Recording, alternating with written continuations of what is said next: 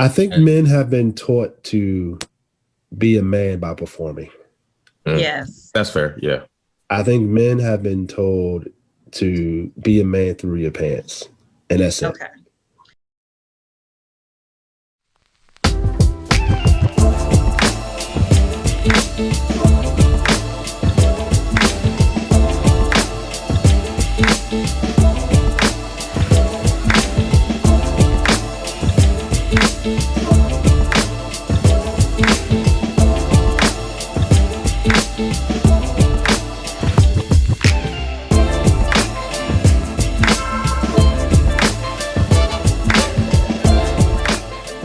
I will say, yeah, I want to interject to that. Okay. I think that is a huge understatement as far as men. Mm-hmm.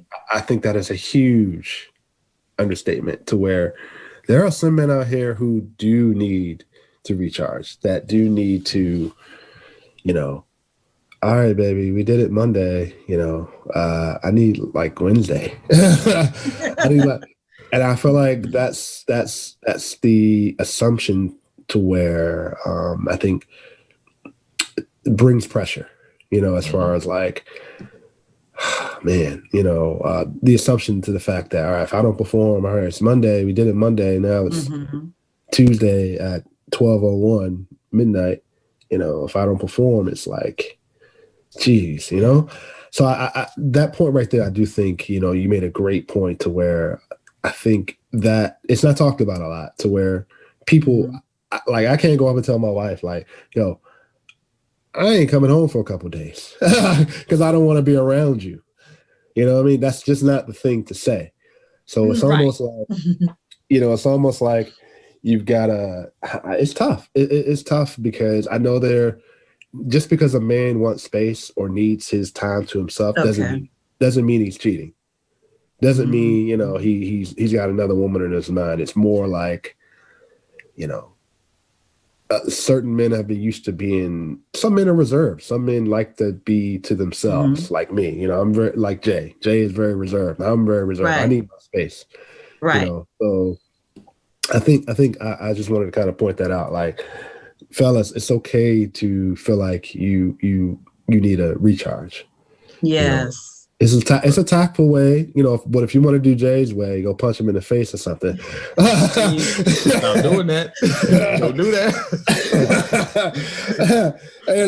But it's like, it's like, it's okay. It's okay. Like, and to be full experience, that was a tough pill for me to swallow. To come out and say like, yo, I need my space. I need my peace. I need my, my alone time. I don't want to be bothered. But then there are times where I have to re-engage with her. You know what I mean? You got to re-engage to say, okay, she needs me. She needs me. She needs me to be there. So I got to take myself out of the situation and be there for her.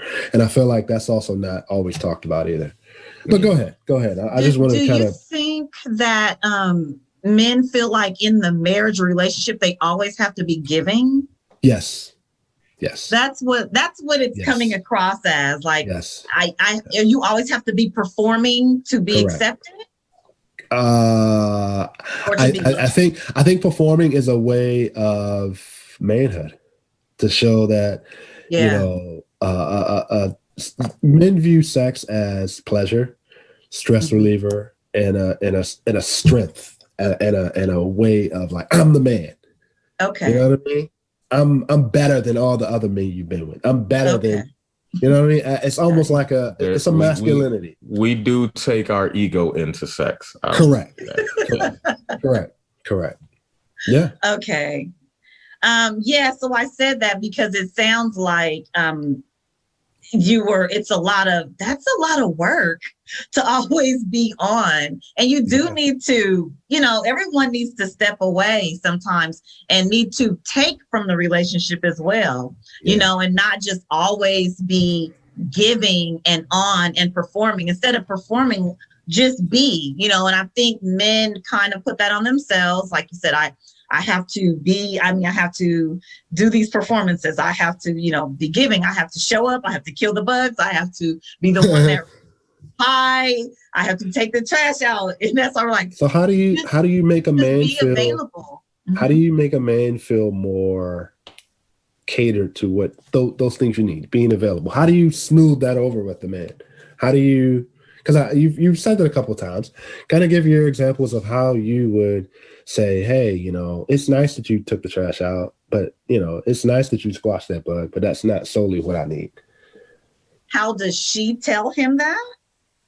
Well, not really. I think there's a difference between telling and actually showing him, like, hey, Okay. and showing it through action to help the man understand. Okay. I think he should show up already. I think that's my problem. I want the man to already show up and know how to hold space for me or to be able to be vulnerable. Unfortunately, most do not show up like that. I don't think that's necessarily a problem. I think that's just about, like, again, we spoke about it a little bit. We haven't had to do that for a while, and we don't know how to do that per se. Nobody teaches you. Okay. Nobody really teaches you how to be in a relationship. It's sort of a trial by fire situation. Mm-hmm. I think men have been taught to be a man by performing. Yes. That's fair. Yeah. I think men have been told to be a man through your pants. And that's it. Okay. That is it. And then, so the man has been taught that. And I said before, women are evolving where, more like equal rights and things. So I'm working, I earn money, so I don't need your money. I can take myself on vacation. So I can do all these things and pay my bills. And still, so it's like I had to evolve. I had to take on all these things that society used to say a man had to give me, but now I'm doing them. So in a sense, we kind of feel like, well, why do I have to always be his teacher? Why do I have to enter a relationship where I am the parent? Because you begin to feel like someone's parent, and that's not fun.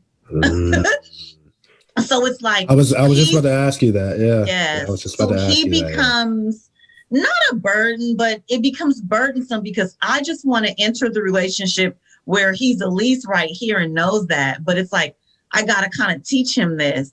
And then when I teach him that, he gets here, I'm kind of exhausted now. That's how it feels because I just want you to enter that way. That's why before we get into a relationship, we teach people how to, you're going to have much more patience then instead of being full-fledged in a relationship. Because now you're examining everything someone does and you're getting, you get really upset. Your emotions are all the way involved. Now you think you made a mistake. But if I take my time and pump my brakes in the beginning and just be someone's friend and not, focus on all the stuff that he can do for me, but just be their friend, not be so transactional. Like, I think men hate that word. They do. They hate the word. I think they're the one that came up with friend zone. Like friend, like it sounds because so. Men look at you saying, you're just my friend, meaning I'm not good enough for you to be with them, which means you've got other options, which means I've got to compete, and I've got to compete with X amount of other men, which means potentially another man may have a leg up on what I'm trying to provide to you. And that men do not like that. I didn't like it. Yeah. That was all ego that you just said. That's your ego. That's the ego talking because it is an honor to be someone's friend. It's not a friend you break bread with. They come into your life. And this is not a participation award. This is not a no. Okay, you're very resistant right now. No, but see, here's because no man wants to be friends with the woman he is attracted to. No man. He wants to be more than that. But guess what? There's going to be a time in that marriage or in that long-term relationship that you're just going to be friends. You are going to you're going to fall into that season where it's your friend right now. I need a friend. True. That's and true. if you cannot maximize every area of what you're going to be to somebody, then when you get to that zone or that season, it's gonna be really tough going. That's true. That's true. Wait a minute. That's true. That's true. But there's a difference. There's a difference. You said within that dating relationship and marriage, you have to be someone's friend. There's a huge difference. Okay. Dating, exclusivity. Yes. Relationship is exclusivity. Yes. Marriage is a committed exclusivity. Yes.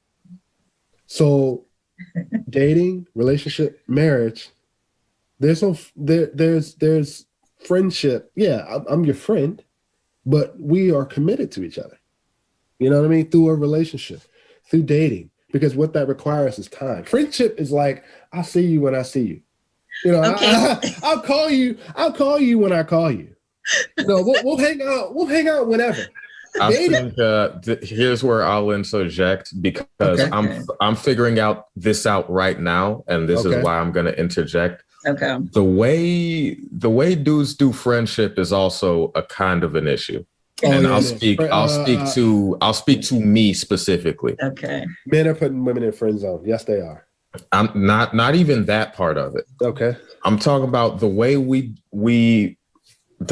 perform friendship per se isn't necessarily healthy. Because like you said, like most of the time it's, I'll call you when I call you. You know, it is what it is. Like, we're not checking in on each other. We're not like none of that sort of stuff. Right. I wasn't relating to that. Yeah. Whereas most women who I see are friends, like friends, it's like, how you doing? Well,